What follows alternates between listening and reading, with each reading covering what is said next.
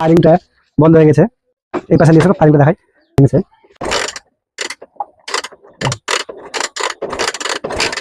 তো ফায়ারিং না তো এই পাশে নিয়ে এলিয়েন্টটা আর্মিচার থেকে আসবে। এটা পিকআপ কয়েল দাও, পিকআপ কয়েল রিডিং আছে, পিকআপ ঠিকই আছে পিকআপ কয়েল।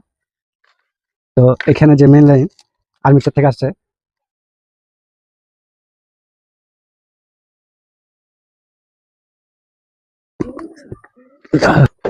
কোনো লাইট জ্বলছে না।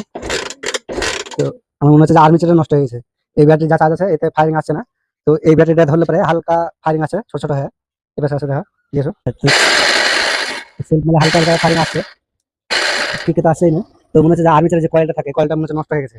তো কয়েলটা খুলবো এখন, এগুলো এখন খোলা হয়নি, খুলবো, খুলে দেখবো। আমার মনে হচ্ছে যে আর্মিচারটা নষ্ট হয়ে গেছে। তো আর্মিচারটা মনে হচ্ছে ঠিকই আছে, আর্মিচার কিছু হয়নি। তো ওই ম্যাগনেটের লকটা কেটে গেছে, ম্যাগনেট ফ্রি ঘুরছে। তো ম্যাগনেটের লকটা চেঞ্জ করতে হবে, ম্যাগনেট লক কেটে গেছে।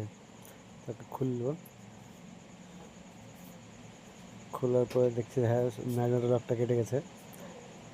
ম্যাগনেটের লকটা চেঞ্জ করবো এখন। ম্যাগনেটের লক আমার কাছে ছিল,